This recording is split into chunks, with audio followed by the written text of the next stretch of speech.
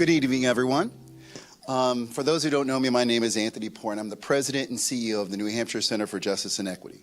And on behalf of our Board of Directors, of some of those are here today, and our partners at Black Lives Matter Seacoast and Black Lives Matter Manchester, alongside our partners at the Greater Manchester, Nashua, and Seacoast NAACP branches, we want to welcome you to tonight's community conversation on the culture of policing. Thank you, Assistant Commissioner of Public Safety, Eddie Edwards, for your leadership and support in helping convene this important conversation, along with your law enforcement peers and colleagues. We recognize that this issue is larger than any one conversation, any one community, or any one organization. And in appreciation of similar initiatives underway, we hope this conversation will be the first of many, providing a safe forum for New Hampshire's communities of color to gather, discuss, and understand how and why incidents like this continue to happen. Discuss what we can do from a practice and policy perspective to ensure an incident like Memphis, Tennessee never happens in New Hampshire, and aid in our communities of color collective healing. Let's be clear, this will not be an easy conversation. However, we intend to hold ourselves accountable to the New Hampshire standard of having difficult conversations honestly and respectfully, focused on real solutions that reflect New Hampshire's realities, our values, and our aspirations. Appreciate y'all coming tonight. Thank you very much. I just want to say, our hope for this conversation tonight is not to, solve any isms, racism, we're not trying to solve anything tonight in a 90-minute conversation. And so we just want to make, people mindful of that. When they're asking their questions, just think of the time that we might have. And hopefully this leads to further and deeper conversation. Hopefully let's introduce our panelists here. So we have Quavella Mayweather. She's from the National Organization of Black Law Enforcement Executives. And then we have Renelle Chella. She is the co-founder of Black Lives Matter Manchester. Then we have Eddie Edwards. He's the New Hampshire Assistant Commissioner of Public Safety. And John Skippa is the director of the New Hampshire Police Standards and Training. And I think we can get into questions and conversation now. So there has been a lot of speculation, a lot of comments, a lot of thoughts on why conversations like this are necessary, especially when we know the state of the world. A lot of people feel talking to police or anyone involved in law enforcement is not going to change anything. So in you all's opinion, why is conversation like this important? I can answer first, but I think I'm going to take it from a different angle. Conversations like this, in my opinion, can be extremely discouraging because when we leave this room, we kind of look at the conversation we have and we say, where do we go from there? And a lot of the time we have conversations like this and we go absolutely nowhere. And so I know that when I approached my fellow co-founders, my fellow organizers about this conversation, they were a bit skeptical and they kind of said, what's the point? And a couple of them didn't even respond to me because we've had conversations like this in the past. I will say, however, that this, I think, the group of people here, I don't think we have come together in this way before. So I'm interested to see how the conversation pans out, but that's how I see it. I think I would say that this conversation is important, but it's reflective of what we do here in New Hampshire. If you go back to 2020, we stood up the LEAC Commission. The governor initiated that commission, and I thought it was very helpful. From that commission, there were 48 recommendations that talked about many of the things we've done well in New Hampshire. Now, we have members from Noble all around the country here tonight, so they can talk about things that are taking place in Massachusetts and other places around our country. But right here in New Hampshire, I think we're doing some very special and unique things. These conversations continue to happen in our state because this entire dialogue tonight started with a phone call from Anthony to me. That's the partnerships, the relationships that we form here in New Hampshire. In order to keep things moving forward, you have to have conversations. You have to build relationships. And I think I'm very proud of our state and what we've been able to pull here together tonight. You have representatives from all over New Hampshire here tonight. You have some of the highest ranking members in state government here tonight, local government, representatives from the New Hampshire Chiefs of Police Association, and very broad. So New Hampshire, we've done some very unique things, and I think we should be proud of the progress we're making in our state. We certainly can't fix every problem in the country, but a lot of problems we can fix right here in New Hampshire by having conversations. So I think this is a great start to continue the efforts we've already undertook. undertaken? You know, I think that like any leader, any member of an organization, anybody who's in a relationship, conversations are not one and done.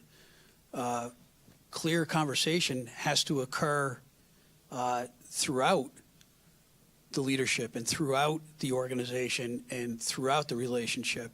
One conversation will not bring the answer, will not maybe do more than just begin the process of resolution. And so conversations need to occur often, regularly, so that there's a mutual understanding that's going on, particularly in this realm that we're dealing with now. So I think it's important that we not only do this one time, but we keep it open, we continue it, we keep working away and trying to reach those resolutions. So I'm going to say this is the best time to have these conversations before anything happens, because this is not just a panel. We have a live audience. You have people in the community, they know who to talk to. So if we don't have these conversations beforehand and the leaders are not in the room, you don't have those connections, you don't have those contacts. You can't make a phone call and get everyone here. As soon as incidents happen, you know, Noble's philosophy to our executives is get in the room with people right when it happened. The old way was, well, it didn't happen in our state, so why are we talking about that? We don't do that. Listen, not for God, go I. It could be us.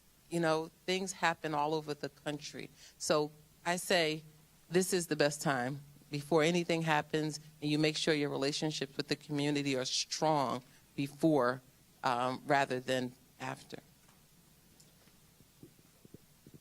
So let's build on the thought process of relationships with community, particularly community of color. And a lot of times we have the question of, and I'm not going to go in and list names and incidents, but what has happened over the past couple of years, our communities of color constantly ask, how do you continue to work within law enforcement when what's happening in the world is happening? And then how do you specifically do it as a police or law enforcement of color? I want to make sure I understand the question. Are you asking how It's a law enforcement two-parter. color works in the atmosphere where this keeps continuing to happen? Well, let me explain to you why I got into law enforcement. Okay. That may be helpful. My introduction to a law enforcement officer was during a domestic violence situation when I was a young man. And I tell people this story because it's important to me. This police officer was a very kind person. He didn't have to be, but as a young man witnessing what was going on in my home, he took me, placed me in the back of the cruiser, had a conversation with me, was very gentle in explaining to me what was going on. And that drew me to law enforcement. And I knew that growing up, if I wanted to make an impact in my community, the best place to start was being in law enforcement. I think law enforcement is one of the most noble, rewarding careers that you can have. If you want to make an impact in your community, then be a police officer. The energy, the education, the things that it takes to become a police officer and maintain that service to the community is something that you can be proud of.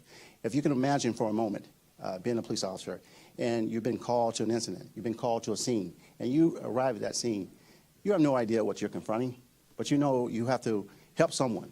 You have to bring someone's life back into order. And that's a rewarding thing to do.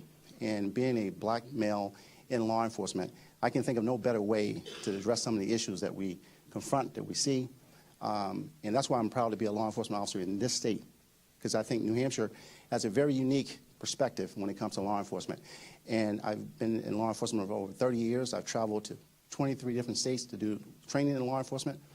And I can tell you, this is a very special place. So if you're here in New Hampshire, and I go back to that, this forum tonight speaks to the very unique abilities that we have in New Hampshire. The people of color in New Hampshire is a very small population, but they're not forgotten, they're not disrespected. They're seen, they're heard, they're brought together to have conversations in our state. So to me, if we're talking about New Hampshire, then I think we're not perfect, but we're getting there. And I think we can be held up as a gold standard for the rest of the country. No disrespect to my brothers and sisters here from Noble, but I want to hold New Hampshire up as a model for the rest of the country because I think we're getting there. I think we might be getting there, but I do think we have a long way to go. And I'm not going to spoil the rest of the conversation because I know we're going to get into that later. But I guess my question would be, am I allowed to do this? Can I ask him a question and That's not your job. Go ahead. Go ahead. Yes, you can. I'm kidding. See, if racism is systemic, then does it really matter if we have more representation, as in more black police officers working in our local police departments or in these positions of power? How do you see that? Because I think it doesn't matter. I think it doesn't matter who is in the system because the system was built to work against us. And so you're still working underneath a system that was created to disadvantage people of color, specifically black people. So how would you respond to that? Well, I would have to take issue with the latter part of your statement. I don't disagree initially. What you just said was true. But I can tell you now that's not the case. This is not a perfect system. People aren't perfect. People have their own personal biases. We understand that. We all do. You have biases. I have biases. Now, when it comes to racism in our state, I think we work on those issues. I do. And I see it growing, and I'm not willing to give up hope and say that we can't change the structure. That's why I said before, if we can bring people into this system, you're talking about a systemic issue, you're talking about the structure, then the best way to change that is getting people into the structure who are being honest. Now, we can't, if a police officer comes in the system, whether it be black, Latino, Asian, male or female, or white, and they're not willing to live up to the principles and foundations of law enforcement, then that's the issue that we have with law enforcement. But we can't look at an entire structure of people who have dedicated their lives in service to others and suggest that somehow the system they operate in is a racist system. I'm not denying that there could be a racist police officers in New Hampshire. But I would deny that the structure of the Department of Safety is racist. I would deny that the structure of our police standards and training is racist. I would deny the notion that the police departments in New Hampshire are racist. That doesn't mean that that's not a racist police officer, but it does mean that our structures are not racist, and we're working on that. I'm going to make it quick so that somebody else can speak. I will just say that I do think that a lot of the foundations and principles of policing are built on white supremacy. And so because of that, I think it's hard for me to imagine people coming in and upholding these foundations and principles and not also upholding white supremacy. We could go back and forth on that. I just want to address. I can tell you right now, there's no way that I'm upholding white supremacy. And anybody knows me, that's not happening at all. And I think being appointed as Assistant Commissioner of the Department of Safety, recognizing that we have black sheriffs in the state, black police chiefs in the state, black leaders in the state, but we also have white leaders in this state who are in law enforcement who care, who get it. And this man who's sitting to my left, he gets it. The Colonel of New Hampshire State Police gets it. The Chief Profosky gets it. We even have representatives from the Attorney General's office here tonight. So I think, and again, I don't think any of these gentlemen or anybody else here would deny there could be racist cops in New Hampshire. But to suggest that the entire structure is racist or that we're upholding white supremacy, me personally, no way. All right. I want to just bring it over to Quavella because I know, Quavella, you want to say something really quick before we open it up to the community. So I'm going to co-sign with you. There is no way I would have stayed in this business over 30 years if it was built on that premise. And I'm going to say this, I stay because of that. I retired after doing 30 years of service for the first organization I was in. Then I left and I came back, and I came back kicking and screaming because I love my freedom. But at the same time, I knew there was a need, and there is a need. That's why we keep pushing the fact that we want more, women and black law enforcement executives because it makes a difference. And listen, we just want the combination. We want it to represent the community. We want, young girls and boys to know that it is possible. You don't have to be, the cookie cutter white male to be a police officer. There's people like me, there's people like you. We all have to do this. It's not who you are in terms of the job, because guess what? If I take off this little lapel pin, I'm just some black girl driving a nice car. And it could happen to me too. I have children, I have teenagers, they drive, they interact with law enforcement. They're a little delusional because we're friends with a lot of them, and I have to tell them it's not like this everywhere. And it's true, we know this, it's not perfect, but to say that it's built on that, I say no, because I wouldn't have stayed. I don't think that that's true historically, however. I think we have to look back to the roots of policing in this country, and when you look back at that, it is true. I know you were giving me a little nudge, so we can... Yes, I just want to go ahead and start opening it up to the community for anybody that might have questions or comments that they'd like to make. Yes, James. And if you, just before we start, if you could just introduce yourself and, you know, where you're from, that'd be great. My name is James McKim, and I'm president of the Manchester branch of the NAACP. And I think that one of the things that gets us in trouble is we're not specific about how we're defining our terms. So when I hear the notion that the police systemically are racist, I think to ask the question, so show me a specific policy or procedure that police officers need to follow that would be upholding white supremacy. Show me a specific policy or procedure, because it's the policies and procedures that make up the system. And simply to say that the outcomes of the system are discriminatory and provide that disparity does not necessarily prove that the system itself is discriminatory. So I'd like to hear what policies and procedures we're talking about that are upholding white supremacy, and then those are the things we want to have addressed, right? Let's identify them so we can address them. Thank you, James. Anybody else who would like to? Yeah. Great. Grace?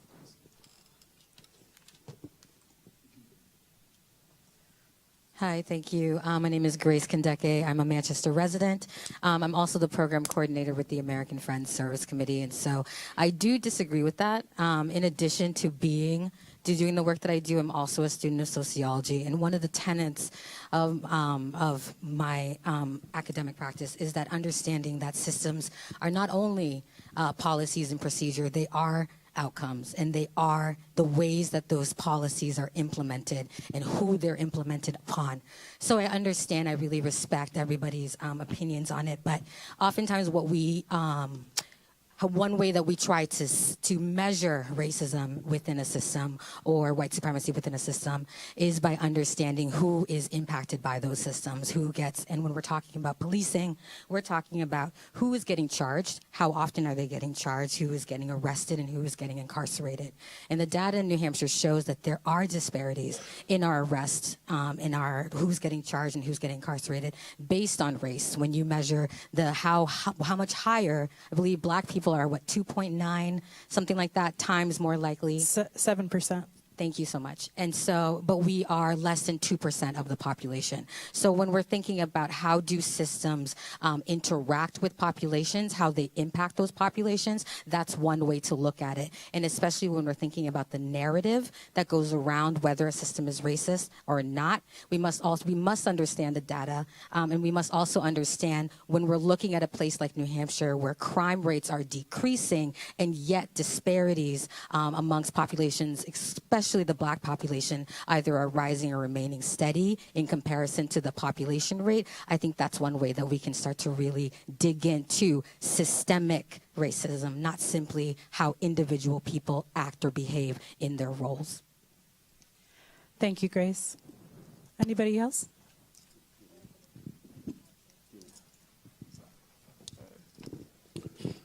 Hi, I'm Robert Thompson. I'm president of the Seacoast Association of the NAACP. A couple of things I think are worth noting. One is that our modern day policing was developed in order to maintain control over black men. That's just the truth. That's a fact.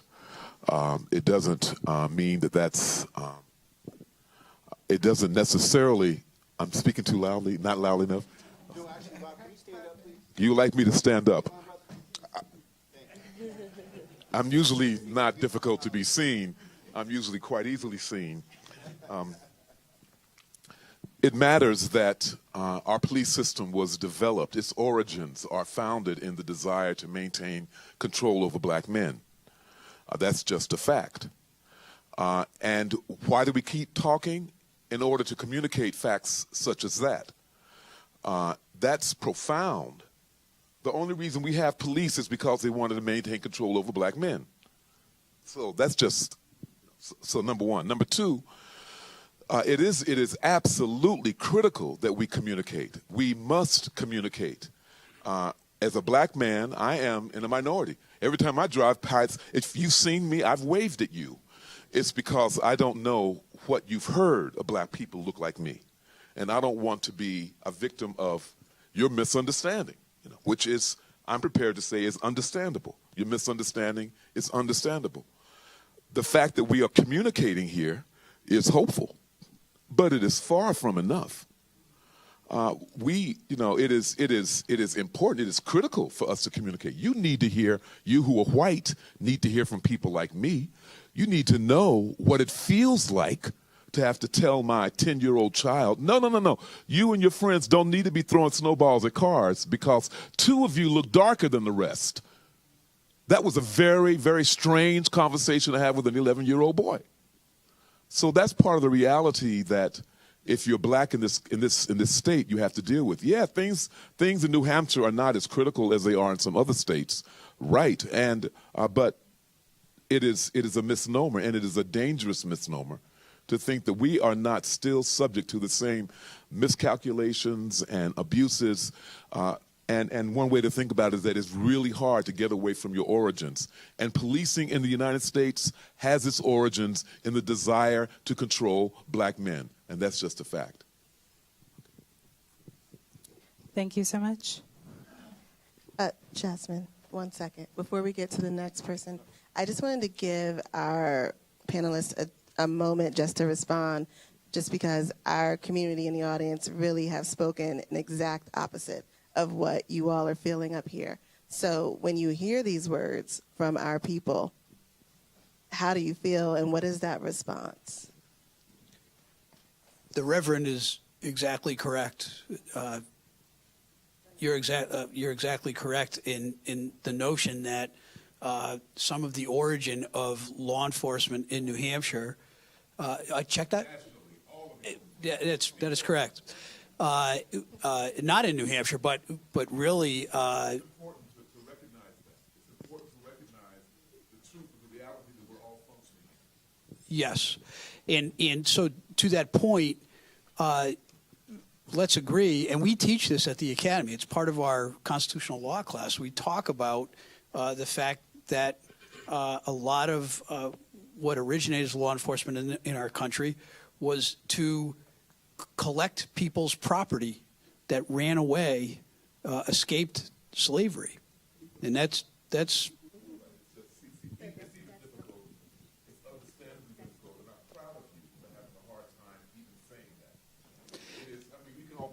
Just acknowledge that we can pause here and just acknowledge together that that's an outrageous reality to have to acknowledge. And it's the truth. And I appreciate the difficulty you have in even voicing that outrageous reality. But it is important for all of us to understand that. But the fact is that history exists. We do acknowledge it. It is important to acknowledge it. But in the present day New Hampshire law enforcement system, and I'll go back to what the assistant commissioner was saying and our representative from Noble was saying, is I could not, as a man, maintain a membership in a profession that is perpetuating racism or white supremacy. To me, it is foreign. I understand. My only experience as a law enforcement officer is here in New Hampshire. I did about a year in Massachusetts as well. but it was like right over the border in New Hampshire. So I only know what I know. And I can tell you that the notion of it is foreign to me. During my law enforcement career, I had the occasion to interact with some gang members from New York City who were committing some pretty serious felony crimes. And at one point, I was having a conversation with a young black male who knew that I knew that he was breaking the law. And he started to get very nervous. And I said, "What's the matter?" And he said, "You don't understand where I'm from. I know what's about to happen." And I literally had to take a step back. I did not know what to say to him. And finally, I said, "Listen, sir, if you don't cause any kind of concern here, then you have nothing to worry about." But to me, to have that conversation with that young man, to try to put him at ease, even though I was about to arrest him for committing a felony, and he was a member of a street gang. We confirmed that through our connection with the New York City Police Department. It still took me back. And to me, that was a very strong lesson to know that while here in New Hampshire, we probably don't see or have to deal with some of the concerns that black people in other parts of our country have to deal with on a daily basis. So it was a learning point for me. So someone in the audience said something about policies, procedures, practices, command staff, supervisors, all of that comes into play. So I always tell everyone, it matters who's at the top. It does. It really does. Whether they're black, they're white, woman, man, it matters who's leading from the top of each of these law enforcement agencies because they set the tone. So when you look at who's being promoted, you look at who's being appointed, I think everyone needs to keep an eye on that because that's where it starts. There's agencies where they'll tell you, oh, it's not happening here, and it's happening there, but guess what? The supervisors are not being held accountable. The upper level command staff is not going out in the street to see how police are treating citizens. Now most people have body cams. My supervisors are required to review multiple body cams every night. And they say, oh, how are we going to do this? I'm like, so since when we turn down overtime? I'm like, you have to do 3. And if that means you coming off the road and it's going to take you extra 45 minutes to an hour to look at 3 body cams, that's not a lot. That's not a lot. But if you're not there and you don't see it happening, if we're not reviewing the policies and procedures and practices, because paper don't control people. We're in a law school. If it did, we'd all be out of work. Quivella, thank you. I'm just going to ask a quick question, just because in my research, I've noticed that New Hampshire hasn't collected any data since 2008 on the recidivism rate. And I was just wondering, why aren't we collecting more data? And are the uses of collecting data helpful? Well, a couple of things. I would say in terms of collecting data, we are certainly working to do that. There have been a couple of different, I think there was a piece of legislation introduced this year to look at collecting data. It was one of the recommendations from the governor's LEAC commission that we collect data. And we're working towards that. I mean, there are no easy solutions. Nothing happens overnight, but we're working towards that. I can tell you different departments, nearly every CALEA accredited agency has to collect that data, has to share that data as part of their recertification for CALEA. And CALEA is an accredited certificate that oversees law enforcement's policies and procedures to make sure they operate at the gold standard. So that's happening. At the Department of Safety, we collect data from all of the police departments. We're actually undergoing a website redesign to share that data in a more useful way for the community so they can have access to it. So we are building those bridges that people have talked about and are expecting from us. So yes, data collection was one of the recommendations that was put forth by the LEAC Commission, and that was one of the things that I was really, I guess, excited that we were able to put on that list of recommendations. That being said, I do think we need to have an honest conversation, good faith, And data collection has met a ton of roadblocks along the way. And at the forefront of those roadblocks have been the state police, police officers, police unions, police departments, which is extremely frustrating considering the fact that when we sat on the commission, it was yeses all around. You know what I mean? It took a while for us to get there, but it was yeses all around. And so to get to this point and to have to testify and sit next to somebody from a police union or somebody from the state police trying to say the complete opposite of the conversation that we were having before, my question is, what are they trying to hide? Well, I'd say two things. This most recent piece of legislation was supported by the New Hampshire Chiefs of Police Association. The Attorney General's office showed up to testify in support of it. The Department of Motor Vehicles, DMV, testified in support of it. The state police did testify in support of it. Myself and the commissioner, we had conversations with some of the legislators that we called directly and said, we support the legislation. So everyone involved in that piece of legislation was supportive of it. Now, I think there's two things that we have to look at. Legislation is very, very difficult to pass. We have lawmakers in here. It's not like you put something on paper and everyone's in agreement. But those of us who share the LEAC Commission responsibility, those of us who are in law enforcement, we actually testified in support of that. And I think, I'm sorry, the other thing that I would add is if there was any kind of, and use the word pushback from law enforcement, I think the biggest concern that comes from law enforcement with regard to data collection is if we're going to do this, we want to make sure that we're doing it in a very objective and defined way so that the data actually is relevant and will be helpful to, answer questions and speak to whether there is disparities and then where those disparities might be maybe more prominent across the state. I think that's the most difficult piece to this is deciding how do we do it in a universal, objective way so that a small police department way up north and the city of Manchester are answering the same questions in the same way? And I think that's been a little bit of a Thank you, Mr. Skip. I'm going to go right to Anthony because he does have a question. I do, actually. But, Linda, I'd like to involve you in this part of this conversation.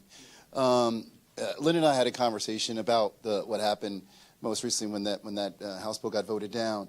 And Linda had a particular perspective that I thought would be important for us to talk about today. If part of our goals here to talk about what we can do to make sure the situations like we saw recently don't happen here, I think it's also the role of the legislature, right? And I think Linda has something to share with them. Linda Gathright, Greater National NAACP President, as well as Ranking Member for Criminal Justice Public Safety at the state of New Hampshire. Speaking of that, my understanding was the issue became, how do we document what someone's race is? So that's been the issue at the State House. So I'm going to say that law enforcement was against that because they felt that they had no way of determining what someone's race was. And I guess the issue came up with, can you ask that person? And some say yes and others say no. But my understanding, there was conflict between law enforcement with those that agreed with possibly passing that bill and those that did not want the bill to pass. And I do want to add on that this is not the only effort to push data collection. And so there were some before that were, I think there was a bill, SB 96, a couple years back, and the data collection provision was gutted from that bill. And so I do want to make it clear that that is not the only effort. And so when I said that, I didn't just pull that out of nowhere. Yeah. Well, typically, every year we have the bill, but every year it goes pretty much nowhere. And one of the other things that I wanted to bring out was that in talking to some of the officers around data, I do have data from like 2018. There is some data out there in terms, but it showed exactly what the young lady here was saying, the disparities in the racial disparities. Mm-hmm. So I say that to say that I was told by the state troopers that the only time that the data is captured is when someone is actually arrested. But what we've been trying to get is data from just stops, pullovers. And that's the important piece that we've been trying to do and don't seem to be going anywhere with. So it's still worked on. Thank you, Linda. I think maybe some legislatures need to come to New Jersey because we've been doing it for about 5 years now. And it's mandated. It's in the CAD systems. You stop someone, they have to do it. And now with the body cams, the supervisors have to verify it.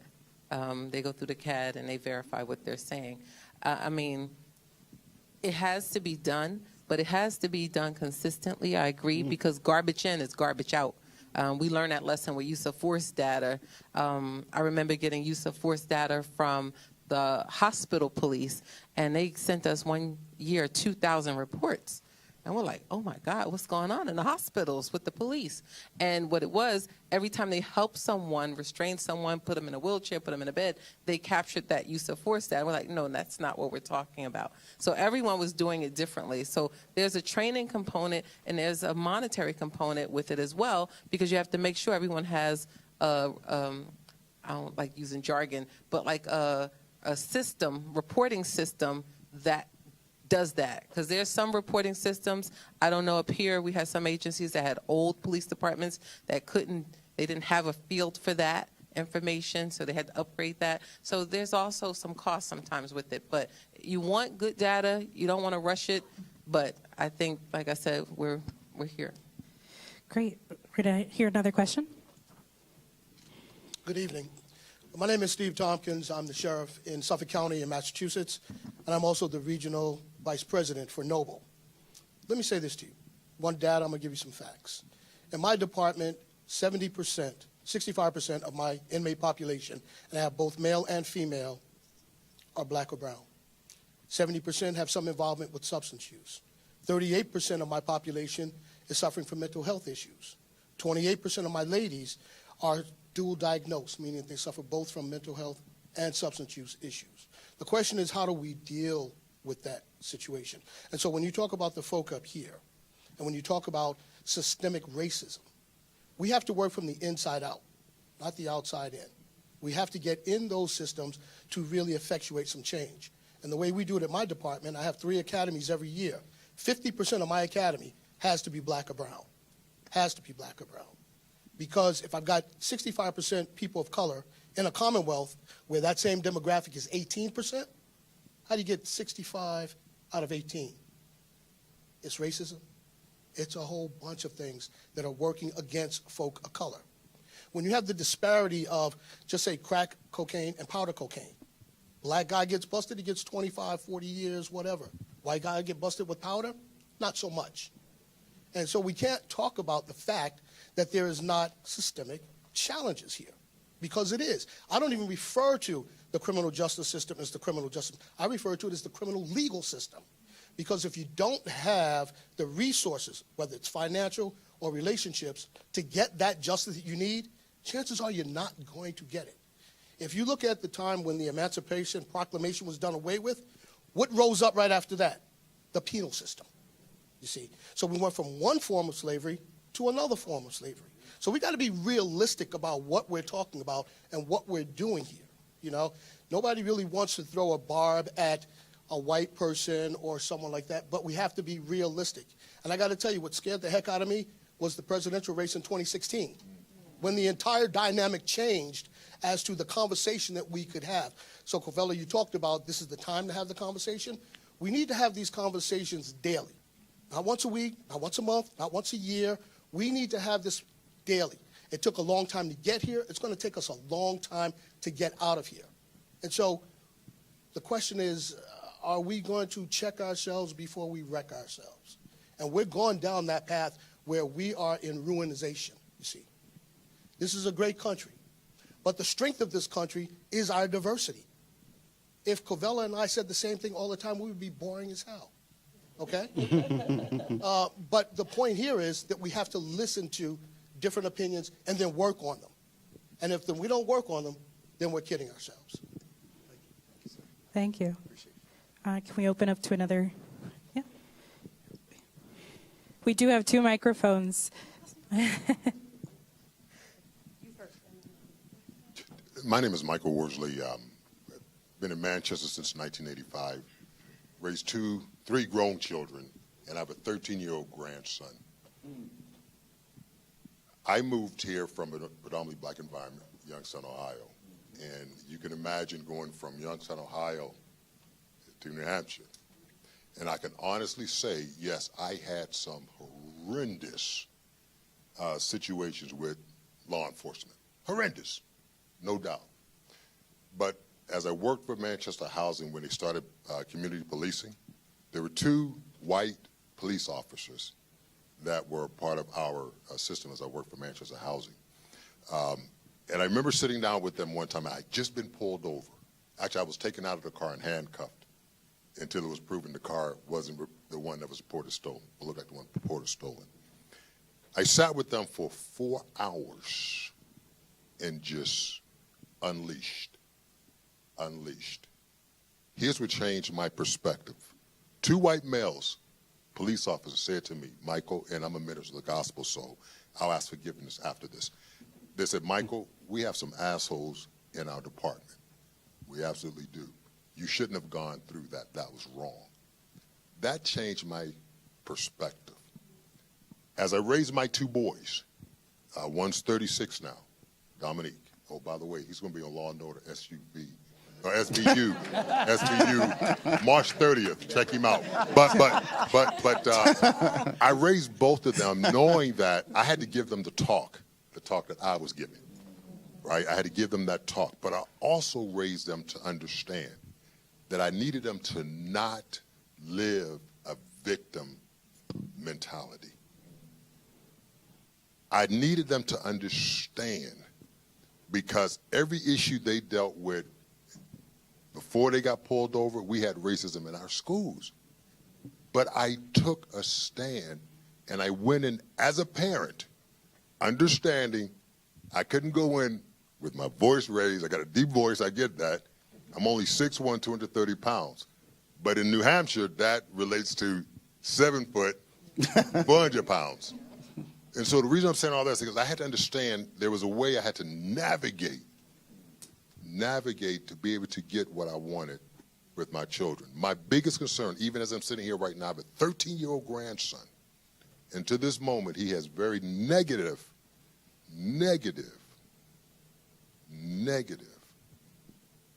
mindset about law enforcement. My question to us is, with all the issues, and I absolutely agree, and sir, absolutely, we've got to understand the origin of it.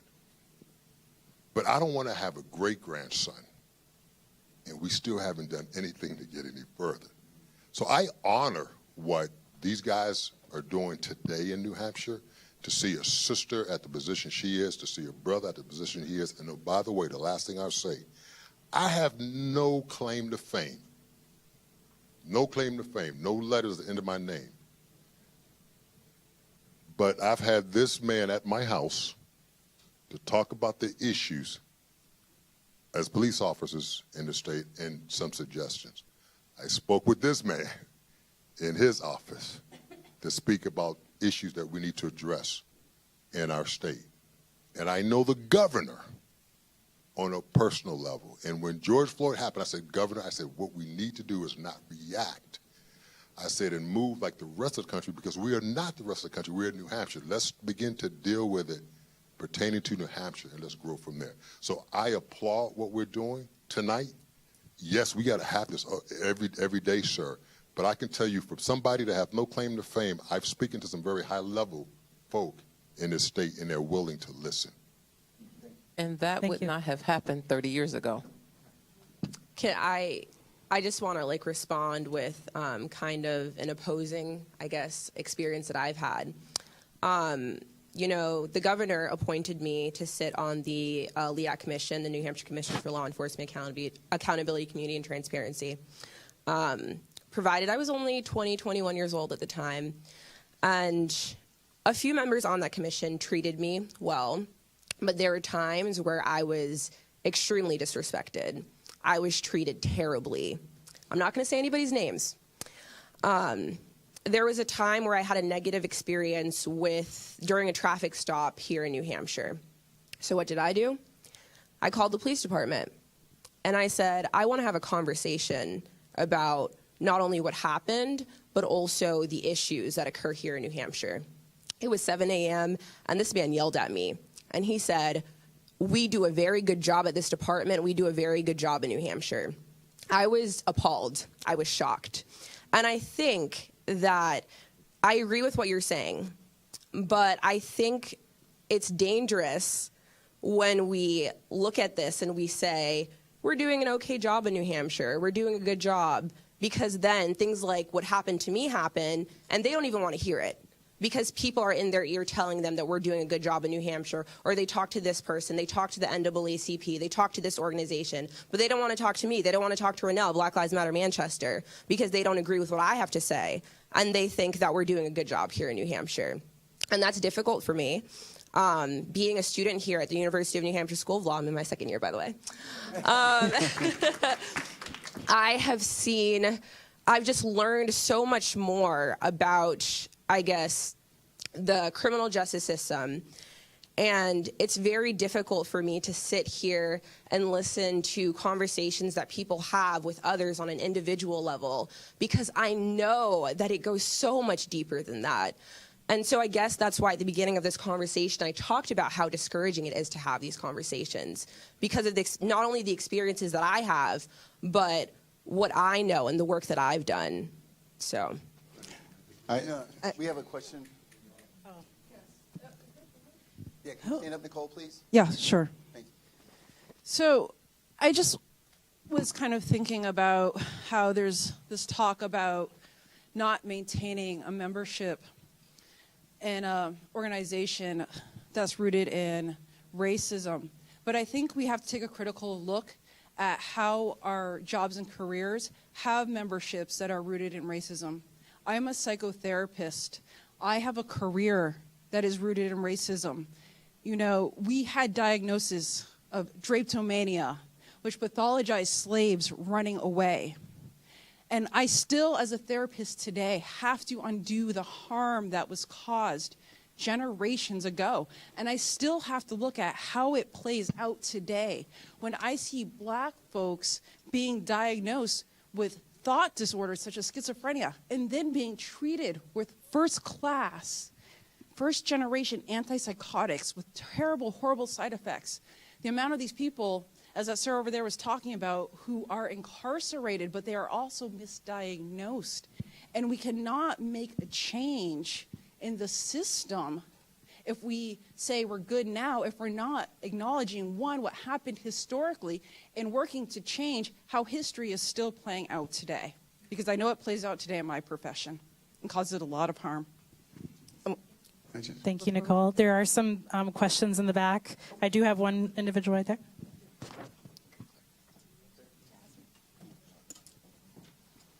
Yeah, my name is Claire Holston, and I really just have a couple of comments. One is to the gentleman here. We shouldn't have to navigate how we interact in the state, whether it's with police, the healthcare system, because there's a problem we have to navigate. It means something's out of balance, something's out of line. And we can't fix what we can't acknowledge. So I've been working with Eddie and I've been working with John. And what struck me was when you said that we don't have a systemic problem.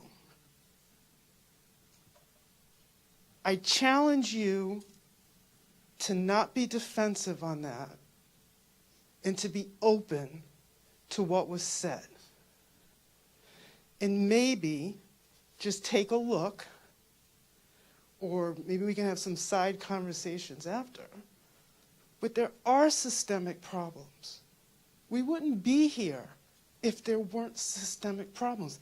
That's not to say you're not doing your job. And that's not saying that you're working from the top down and trying to make things better.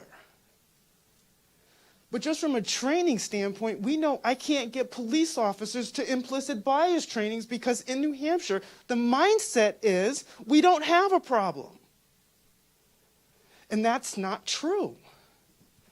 So we're going to continue to work together, but I challenge you to be open, to go back and understand what systemic problems we may have that are embedded in white supremacy. and then come back and say, we've looked into it, we have a better understanding of it, we've reviewed it, here's the data, and then let us all collectively come to a determination if in fact what you say is true. Because I challenge you guys, I don't think that in reality that is true. Thank you. Let's give a chance for our panelists to discuss. Well, I have to say, I really appreciate all the comments and the energy here. And I'll say to Renelle first, she and I have texted each other and called each other many times. And so whether it's Renelle or anyone in this audience, if you feel like you've experienced some injustice in this state, we've created structures and systems for you to report those things. And you have to have some level of faith in reporting what you've experienced and following that up. And so we're trying to be as transparent as we can in this system, but it takes work, and it takes all of us collectively to work together to get there. And so I just want to make sure I'm very clear when I say that our system is not structurally racist. And I'll speak specifically about the Department of Safety, for instance. If we are trying to do implicit bias training, procedural justice, all these things that we know speak directly to police officers and troopers. The same thing at the police academy. I actually teach the course at the police academy on that. So we're really trying to get there. But if there are community issues where you can say to me, structurally, this is an issue that we have with your department, or these are issues that we have with troopers in your department. These are issues that are going on. That's helpful to us, right? So if you are experiencing things, if you're seeing things, we got to know.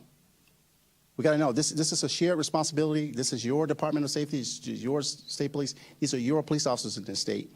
And the community has to say, here's some issues that we're having. That's why these conversations are important. This is not just one night and done. This is an ongoing process. So if you're feeling that you've been diminished, if you feel like somebody stops you on your way home tonight, you got to report that. The Attorney General's office is here tonight. Why? Because they actively look at these cases, and we want them. We want those cases. We've just created, in January 1st of this year, we have a police officer misconduct review committee. That's new in this state. So police departments, police leaders in this state, elected leaders in this state, people are asking for those cases to be brought forward. And I think you have to have some trust in the system. Just like we have to trust you, you have to trust the system. But you got to bring those there. And when there's no accountability, there's no response, then you can say to me, hey, you're not doing what you said you were going to do. You haven't followed up on this. You haven't done that. You haven't advocated to change these systems. I think that's fair. I think it's fair to hold someone accountable in my position or anybody else's position up here if they haven't done what they said they were going to do. But you got to let us know. Can I just respond real quick? I feel like, this could be just me, that's what we are saying, is that nothing's being done. Systems are still broken. Outcomes are still the same. Murders are still happening. I'll tell you, as a person who, I work in early childhood, I work in social work, that system is definitely broken, right? We all agree to that. And we acknowledge that, and we're trying to make changes in that. It's strange or hard to hear when you say there are systems in place for you to report it. And if those aren't working, let us know. And we're telling you it's not working. I had an incident happen with my son. I ended up having 6 patrol cars at my car. Me, little old me. 6 patrol cars at my house for an incident that happened with my son for a neighbor who questioned him for ridiculousness, for a white neighbor. 6 cars at my house, not his house, my house. So when you tell me it's not broken or there's measures to report it, when I went right to the police the next day, and they were just like, oh, so sorry. And to your point, Tanisha, I've had that experience playing Spanish music in my car where I was pulled over and another police officer had to come. And I'm a U.S. citizen, and I was asked if I was a U.S. citizen in that moment. And so, like Tanisha says, it's those systems that are broken. And how do we trust you? Because this is trust building, right? How do we trust you to then trust us and back and forth? No, I trust you, and I don't discount your experience. I don't discount your experience, and I trust that what you're saying is absolutely the truth. But part of that is that if you reported that to the police department, and you're in Portsmouth, right? No, I'm in Exeter. Exeter. And if you had a conversation with the police chief there and it didn't go the way you thought it should go, the next step is the Attorney General's office. Because we have to work within the system. And if there's a system change that's needed, then we have to all advocate for that system change. But I'm not suggesting that these systems are perfect. Don't misunderstand me. I'm not suggesting that the systems are perfect. But what I'm saying is that we have to use these systems, and when they're not working the way they should be working, then we have to identify those issues and say, this didn't happen the way it should happen. So if you were telling me you reported that to the the extra police chief, and he didn't respond, I would hope that you know now that you're encouraged to contact the Attorney General's office. And I'm telling you, if you call me, I'll contact him for you. And I'm not just saying that. There's not a person. I'm looking out at this audience. Most of the people in here, I've had some type of conversation with, a relationship with, and I'm happy to do that. I'm happy to do that. But at the end of the day, when you have a bad experience, we have to address that. Can I ask the question that if someone did give you a call and say this happened, do you really have the power to make a change systemically? I mean, what has happened as a positive result of someone reaching out to you to say, I experienced X, Y, and Z? Because I think if we knew that, it would be easier for us to trust and say, oh, you know what? I got a person. Well, I think when you talk about a systemic change is having a resource that you know you can call and action is going to happen. That's a systemic change. Now, But I shouldn't need a resource. I guess that's the problem. Well, the truth of the matter is, whether you're white, whether you're Latino, whether you're Asian, whether you're male, whether you're female, whether you're rich or you're poor, everyone needs a resource or someone to call. When you're dealing with a business, you have someone you can call to say, hey, I got a complaint, my cable got turned off. You want someone there who you know is going to follow up and take some action. That's not a bad thing. Having a resource, absolutely. having somebody to reach out to is not a bad thing. And if we look at it and say, well, I don't want to have someone to contact. I don't want to have somebody I can talk to. I just want to be able to call up and complain. And we want you to be able to do that, and we want you to be able to follow up. But we want you also to have confidence that that's going to happen. So what I'm telling you is just put a name on your complaint. Say, I called Assistant Commissioner Edwards, and he didn't do anything about it. We don't have to say, well, I don't want to mention any names. Just say, I called you, and you didn't do anything about that. You didn't follow up. Because when you call into a system, you don't know who you're calling, just like me. If I call your place of business and I didn't get your name, that's why I ask people all the time, who did you talk to? I want to know who you talked to so I can hold that person accountable. That's what the system works. We got to hold people accountable. And I get that, but I think the problem is I shouldn't have a resource because I was targeted because of my skin color. You know what I mean? Like, I don't want to have to pull out someone out my pocket because something happened to me because of that shouldn't have happened. I could see if I was, something else. Let me call in a favor, but that wasn't this. You know what I mean? No. You know what I mean? No, I agree with you. It shouldn't happen. No one should be treated poorly because of their skin color. It shouldn't happen. But if it does happen, we need to correct it. We need to correct it. And if it happens and you hold on to that experience and you don't share that or you don't push beyond that, the next person may suffer the same thing. That's why I'm asking you to share it. I think the other important thing to remember, too, is when we get that information that there was a problem, there was a breakdown, something didn't go the way it was supposed to go, when we talk about law enforcement, and really this applies to other businesses as well, there's really four important places where you can make change, where you can correct a problem. In law enforcement, in the first place, we look at hiring and hiring standards and maintaining high hiring standards. Here in New Hampshire, we do a good job of holding police departments accountable for doing excellent background investigations. Through the LEAC Commission, we've now changed some rules with regard to being able to immediately wash a candidate who has demonstrated any kind of bias, racial bias or other type of bias. So the first place that we can make change is in the hiring process and making sure we're bringing the right people into the business. The second place is training. The fact that a police officer asked you that question on a motor vehicle stop, that's a training issue. They should know that they don't have any business to ask that question. It's illegal. I'm sorry? It's illegal. It is illegal. And so that is a training issue that we need to make sure that the officers are getting that particular piece of information in their initial training and in their ongoing training.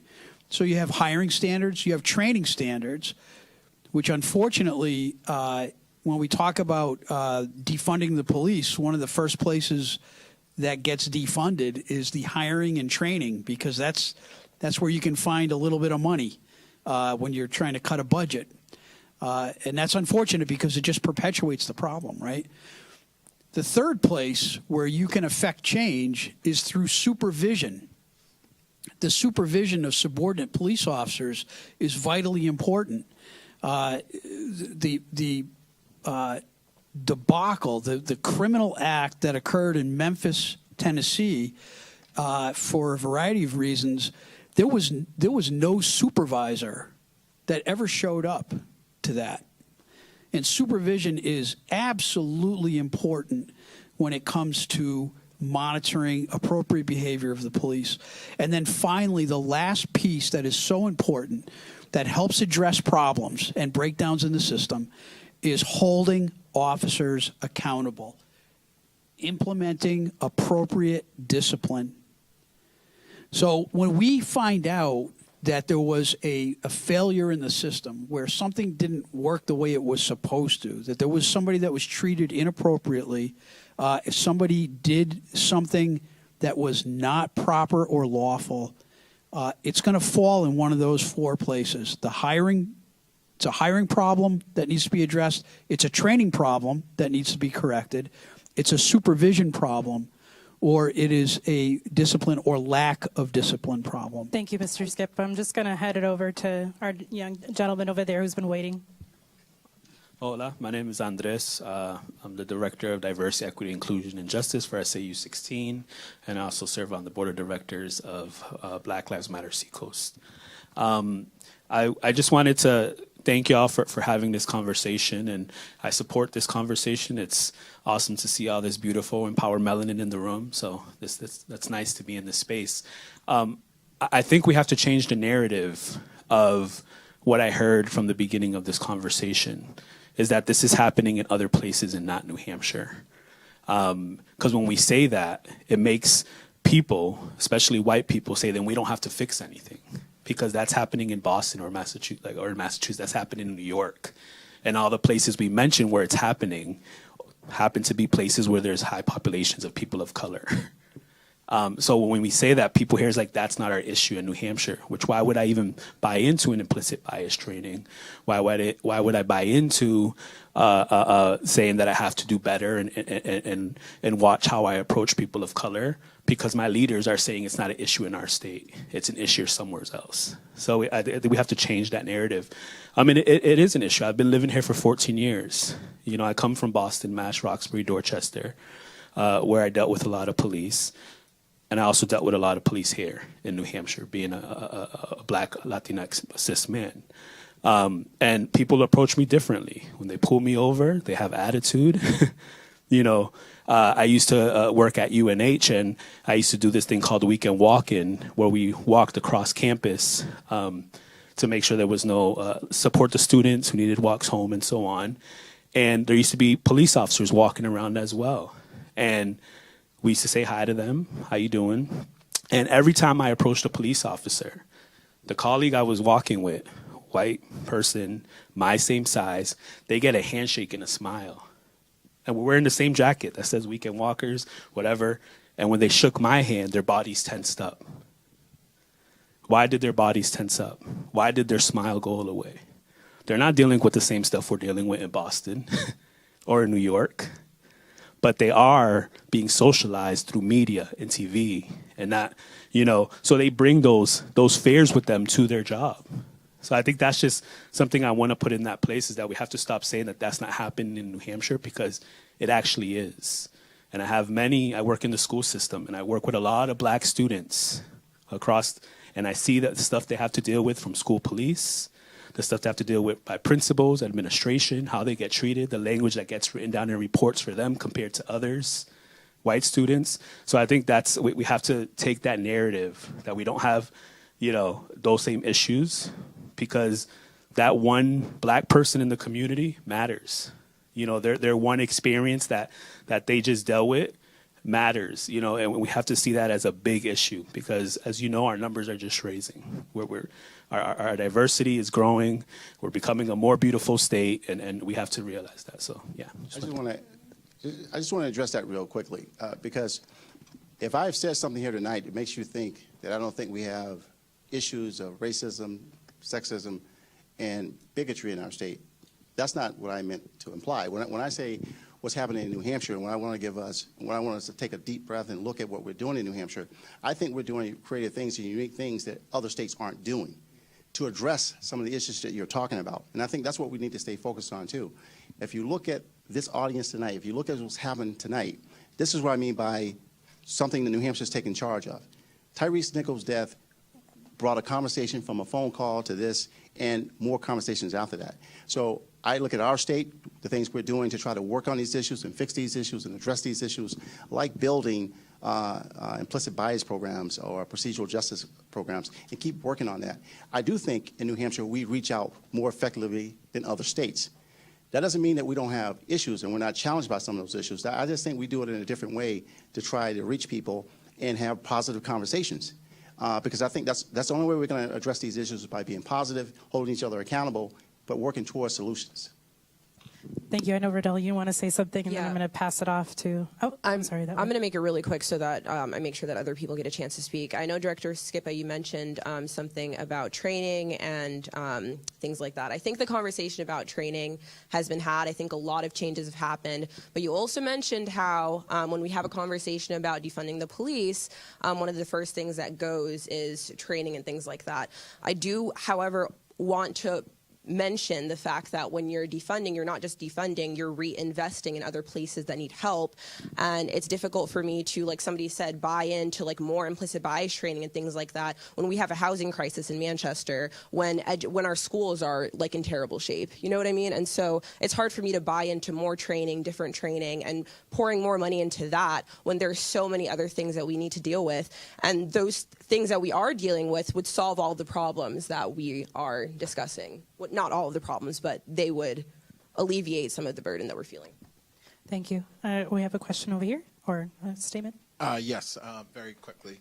I disagree somewhat that we need to look from the outside looking in, because you do get a perspective that you're not going to get. Because there is this narrative, to this young man's point, and it has been echoed during this conversation of this doesn't happen in our state. I've been here since 2011. I was harassed as a law student. I represented black and brown people of color for 12 years in Nashua and Manchester.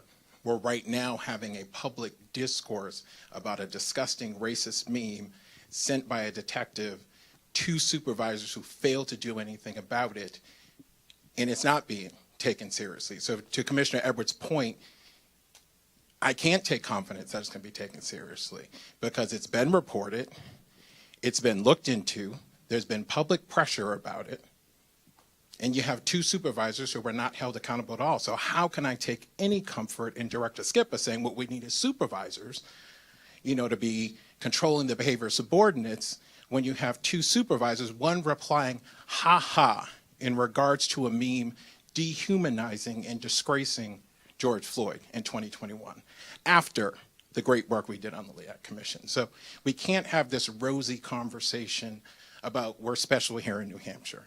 We cannot have this conversation that we're unique. We're not. We're having public discourse right now that's in the papers. And as somebody who is in a unique position where I have helped those people for 12 years, trust me, there is elements of racism. There is elements of bullying.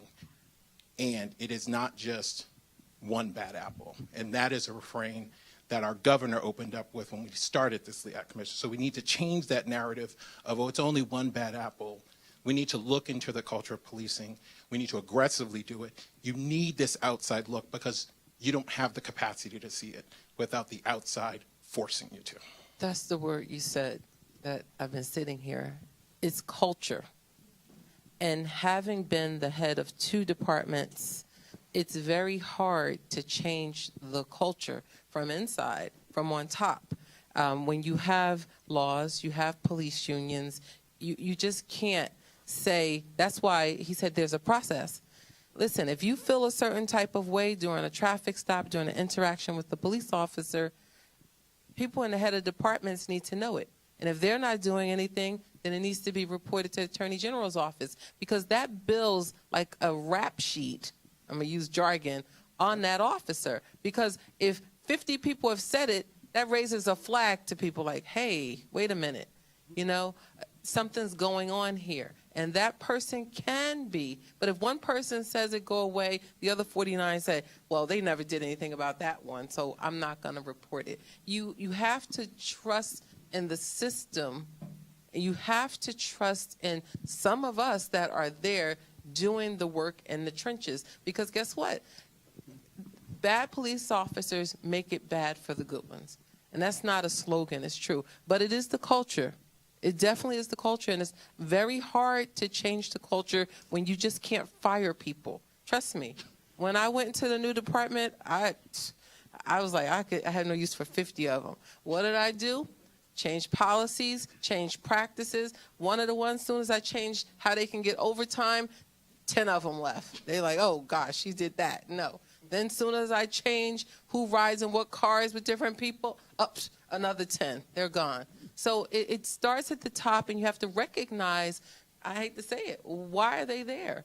You know, why are they still there? Because there's a system that's designed in legislation, in government, in laws that say we have to follow progressive discipline. We know who they are, but I have to protect myself, because if I just go and fire them, they'll sue me, they'll sue the department, they'll sue everyone. And trust me, it's a process. I don't agree with that either. If it's anything they can do, they can develop a process where we can do 3 strikes, you're out with a cop. You know, they did it in the law with criminals. Why can't we do it with cops? Can I ask real quick? I know there's somebody from the AG's office here. Roughly how many reports of this nature do you guys actually receive? Because I feel like we're having this conversation too. And if you're calling a police department, for example, and you're complaining about something, they're not going to tell you call the AG's office if you feel like this needs to go further. You know what I mean? So I'm wondering how many people even know that you can do that. And my guess is very little people know know. It's my first time knowing that it's illegal. I'm like, let me get that number. We do have a question over here. Hold on. She asked Sean a question. Oh, yes, sorry. Sean, could you respond, please? Sure. My name is Sean Locke. I'm with the Attorney General's office. I didn't come prepared with exact numbers to answer your question today. Wasn't planning to speak today. But we do receive reports of those incidents, and you know, when we receive them, we look at them, we make sure whether it's our agency or another agency that needs to look at this, whether it's going back to that police department and having a conversation with them so that they can do a proper internal investigation to engage in that progressive discipline that may need to occur. But at the same time, there are points of frustration where you can't just fire a police officer kind of with the snap of your finger. And we've seen examples of that where that discipline tries to be imposed, and then that officer gets reinstated. They get put back on that police force. With the cash cow. Yes, exactly. So, you know, there are other changes beyond that probably do need to be considered beyond that to address that situation and to make that, to increase that protection and prevent those incidents from being able to recur. You know, and something important is when you report these problems, if they elevate to the Attorney General's office, Attorney Locke is one of our instructors at the Police Academy.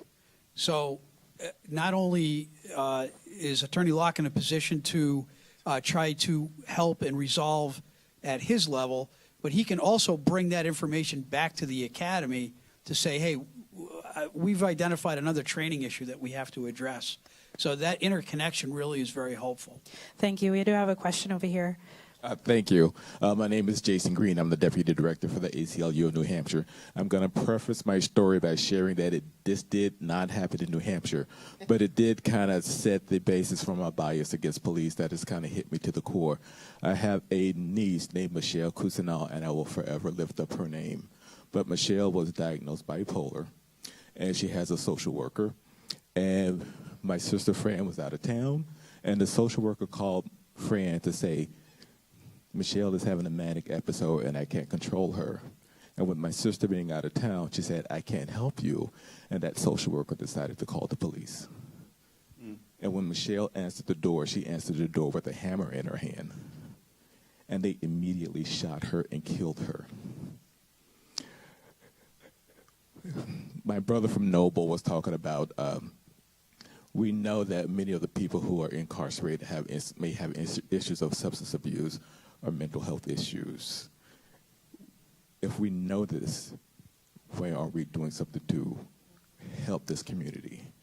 My brother here was talking about the education of people. He's very proud of the education of people who are joining the police department. I honestly don't know what education is required to be a police officer, but I feel like there's some kind of additional training that needs to be had, and some kind of additional training that needs to be had, because there are populations out here, vulnerable populations out here,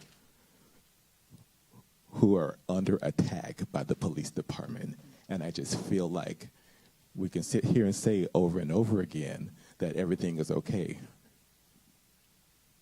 But my niece is in the ground.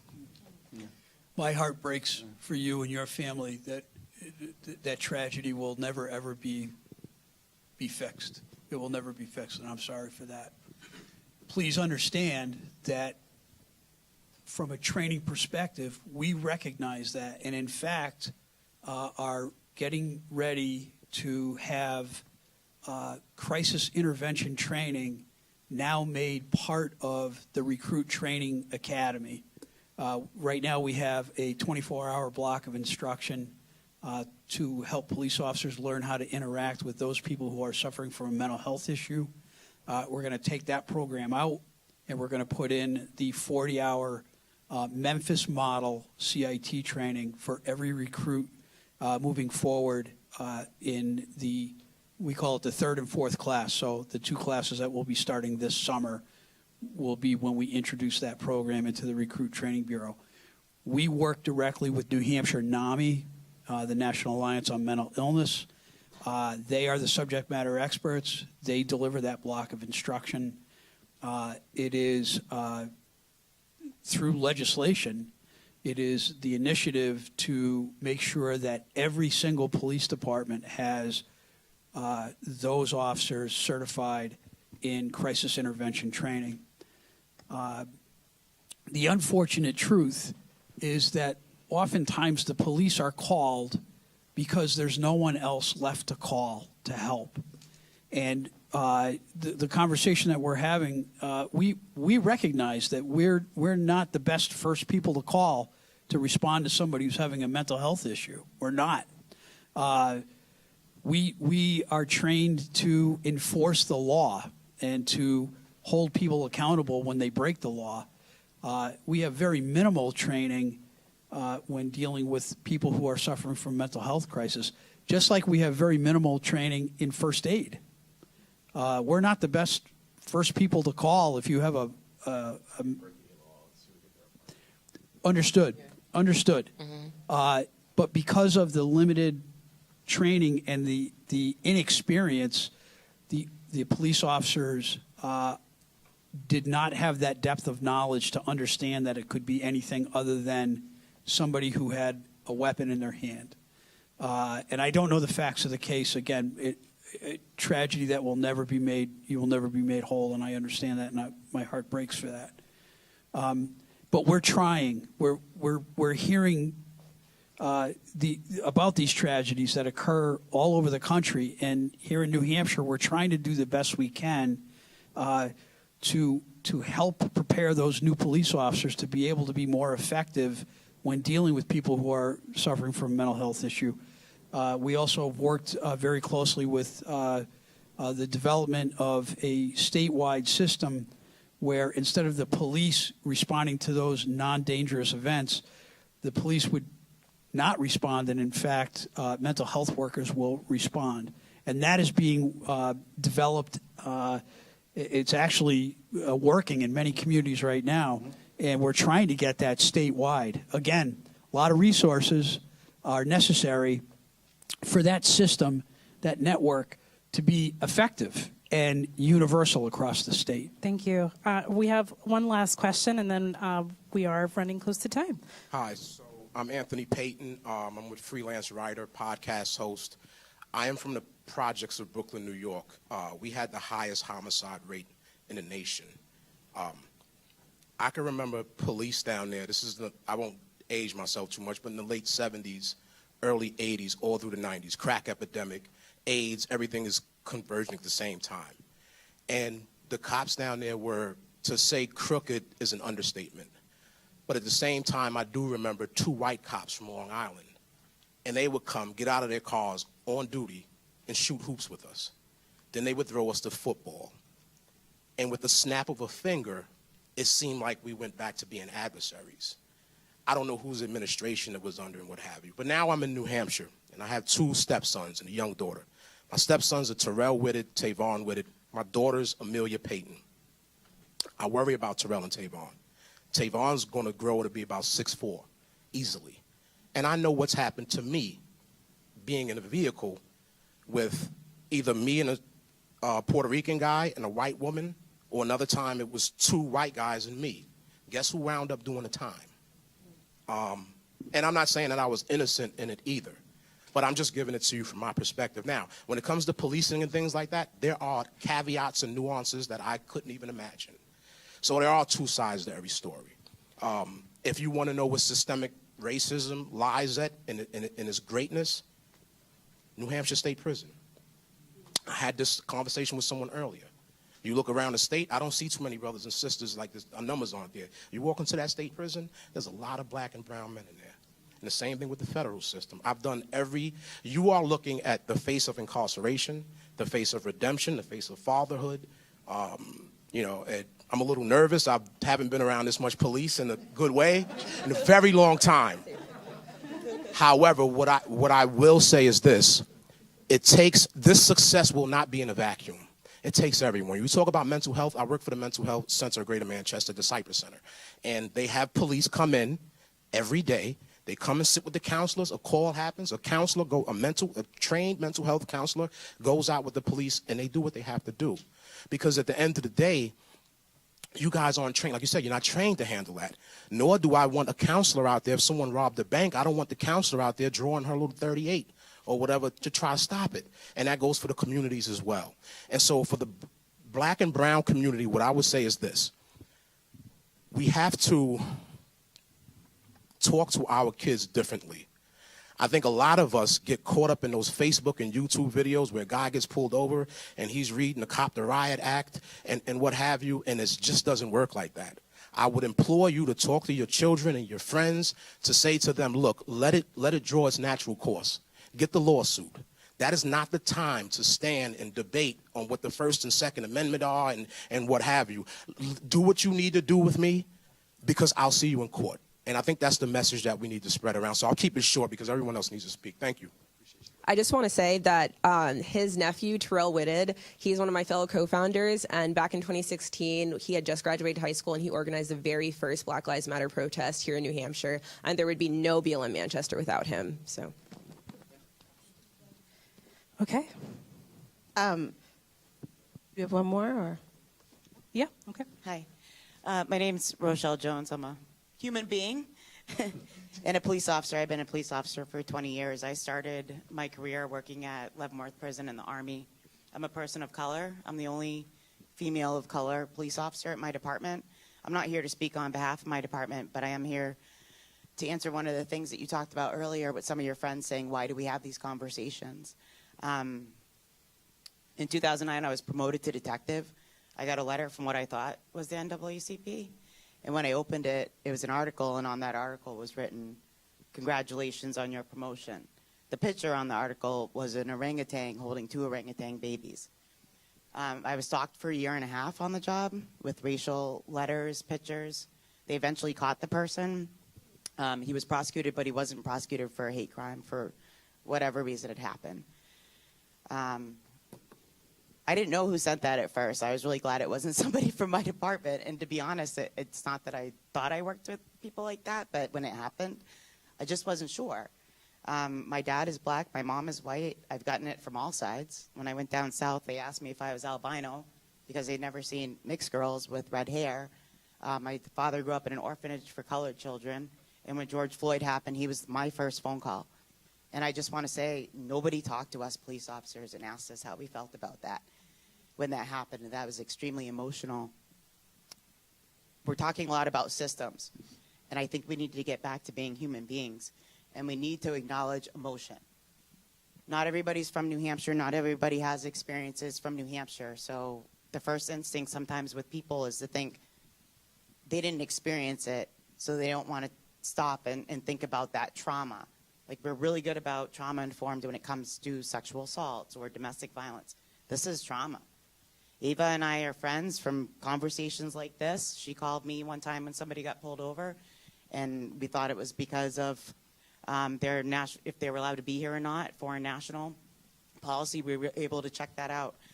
And I want to say, from working with you, we did when a lot of the prominent racist things were going on in the Seacoast, we did forums. And from that forum, I met somebody from an agency who reached out to me not long ago and said there's a professor at UNH that received a racist email. It was handled by UNH Police Department. It was not handled poorly. It was handled the way that we handle things. But she was not satisfied. She was afraid. That's real. That's real, that people are afraid to talk to us. So I have always told kids when I was an SRO, they said, I remember a kid telling me, raising his hands, like, I don't like police. And I told him, I said, you don't have to like, I don't like all the police. I said, but if you can find one that you can trust, right?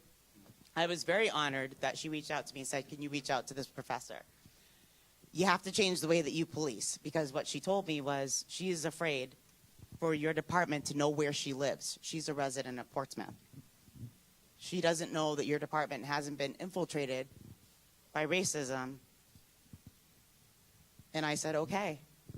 I said, have her send me an email. And I asked her to Zoom.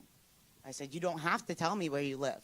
I would love to know, because if something happens, I would, want to be able to respond. But I understand that. I can still take a police report from you as you're comfortable doing it. We have the ability to do that. And that's what we did. And then I emailed Sean. And even when the Attorney General's office came to speak at our department about the guys on the bridge and the sign and everything, one of my questions was in the audience is, what do we tell people when something like that happens? Who do they call? And they gave that information because we were leaving that out. So my point is, we can police differently. I get a lot of compliments on how I do it. I don't know why we don't take the ones that are doing it well and teach them to teach others. And one last thing, when Dave Mara took over our department, he allowed me to join the disproportionate minority community, and that's when we learned about the disparities. But they were doing something called the Mirror Project, which is something that we're going to do at our department, right? And they were teaching juveniles, and it started with juveniles of color, and they were showing them how to be the police, and then they got to be trying to move the officers out that were being jerks, But to me, that taught you how it feels. We do implicit bias training, and I'll be honest, a lot of times it's on the computer and you're just checking boxes, like nobody's watching you. But when we learn how to do a taser, we get tased because we're told if we know how it feels, then we won't abuse it. But why are we not being trained to feel what that's like to be discriminated against? Because your discrimination, people may not know what I am. And a lot of times I'll hear things because they don't know what I am. But somebody may recognize you immediately as black and be racist. I can't meet you on your experience, but I can meet you on that emotion of what that feels like. And I feel like that's the missing piece in this. And everybody's correct in this room. But good things can happen from these conversations, so please don't stop having these conversations. And don't give up on us. Thank you. Tanisha. Just to close out on a positive note for this panelist, because y'all got hit. What's next? What do you see as what's next? What can we do? Or what are you guys going to do when you leave this room today? Started. Yes. Oh, please. So New Hampshire is going to join Noble because Sheriff Tompkins has started that process. We're going to make sure it continues and it finishes. And we're going to the Region 1 conference where we're going to continue this conversation with the officers that get it, throughout the region, from New Hampshire all the way through New Jersey. So, we're looking forward to that because I do believe there are things that from all up and down the coast we do correctly. And we just need to share that. We do, because sitting here tonight, I'm hearing things, and I'm like, oh, okay, I want to hear about that, the Mirror Project. I want to hear about this, and vice versa. So, listen, we're all in this together. We're not going to make it out just sitting here in our own silos saying, not us. We have to keep going. We have to keep connecting and communicating. So thank you for having me, for having Noble, and inviting me into your world. Thank you.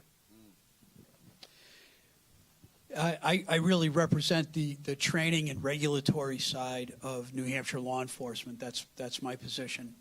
And I can tell you from the time I took the job to today and moving forward, I am committed to upholding the highest standards possible with regard to hiring, training, and regulating and holding police officers accountable. I look forward to continuing that mission and taking on every bit of help and advice as we move that mission forward. I am going to bend Rochelle's ear afterwards because I think we have maybe an important piece that we can add to our training. Mr. Worsley, I just received your phone number a couple of days ago, and now we can talk face-to-face. I'm looking very forward to that. If anybody in this audience, if anybody who's watching or listening has a question or concern that they think that I can answer, please reach out. And like the Assistant Commissioner said, these conversations and this information, good or bad, we need to hear about it so that we can take proactive steps or reactive steps, right, to fix the problem that is being identified. I tell my employees all the time, I can't help you fix a problem if I don't know about it. And I say the same thing. If we don't know about a problem, something's broken, then we're not going to know that we have to put effort towards fixing it. The conversation, the continued conversation, daily. Somebody said daily, right? We have to keep that going. So I stand ready to be part of that. Well, first of all, I want to thank all of you for showing up tonight. This says you could have been anywhere tonight. You could have been watching any number of TV programs and enjoying your family, but you're here tonight. So I really want to thank you for taking the time to drive up here to the state of New Hampshire. Thank you for traveling here. I want to thank our law enforcement partners in the audience for being here as well. And I certainly want to thank the other panel members as well. One of the things I think is unique about our state, and I'll keep going back to this, is relationships. I pride myself on connecting these relationships. Anthony and I had a relationship. I have a relationship with everyone here. I actually had a relationship with you. Oh, well, a relationship sometimes is one-sided. So I think at the end of the day, this is about building bridges. And I really want to make sure that the audience understands this. We are going to be standing up a Noble chapter here in the state of New Hampshire. And everyone in this audience can join as an associate member. You have to be a law enforcement officer to hold office in Noble, but you can join as an associate member. Anybody here can. Those numbers up. Yes. So we've been working on this for a year. When we talk about the Mirror Project, that was a project that myself and Dave Mara actually started from Manchester Police Department at the time. So there are a lot of good things happening. I think the training at the academies will continue. These conversations will continue. I think they're important. I think it's important to hold ourselves accountable. I think it's important for all of the work that you're doing in the communities, hold people accountable. I think it's great that you understand that it's not one call. Keep pushing, keep holding people accountable. I'm happy to receive the phone calls and push them in places they need to be. Please reach out, please. I'm in my position as Assistant Commissioner, I am able to reach out to a lot of different people. And I'm asking you to help me help our system change. And if it's going to get there, it's going to be us working together to do that. That includes you too. Oh, yeah. We should have just ended with that. But I want to reiterate what everybody else said. Thank you guys all for coming. I have wheels turning in my head right now. I'm trying to figure out how I can get more people informed about making reports to the AG's office because I'm just not convinced that as many reports as could be received are being received. So that's the first thing. And the other thing is I want to hear from my community members. I know how difficult it is when you feel like you don't have a seat at the table and when you feel like you don't have a voice or a platform. So reach out to me and I will help be that voice for you. Thank you. Thank you, everyone. I just want to say thank you, all of you, especially all those who shared your experiences, because those matter. And, you know, you don't need me to validate your experiences, but I just want to make sure that you guys were heard. So thank you for sharing that. So thank you for the folks from Noble for showing up and representing. I mean, for real, right? Y'all didn't have to do that, but you did. I want to thank Eddie, right, for your leadership in helping us convene this conversation, for picking up the phone when I called you, when I was crying like a baby, trying to help myself understand why this stuff continues to happen, right? Let's just keep it real. So, Director Skippa, thank you for coming and sharing your particular piece of information. And I also want to thank those members of law enforcement who didn't have a chance to speak, right, who took the time to be here just to listen. And so, you know, sometimes you don't have to speak to demonstrate that you care. Right, you just have to be present. So I just want to take a moment to express my sincere gratitude and say thank you. I also want to acknowledge, and there's a lot of work that went into this, so please forgive me, our video and audio production partners at NHPBS, NHPR, and particularly the staff of Franklin Pierce University for your support. Right, all these young folks out here doing this are all students, and they've been very, very helpful in doing this. I also want to thank the UNH Law School for hosting us, right, and for being so hospitable. We've kind of invaded this space for the past few days, trying to get everything set up, and it was really helpful. So thank you. That being said, I just want to thank you. I want to ask you all to drive safe, take care of those that you love and those that love you. All right, this is not the first, nor will it be the last of this kind of conversations. I promise you. We promise you. Fair? I mean, okay. All right. Thank you all very much. Drive safe. Be good.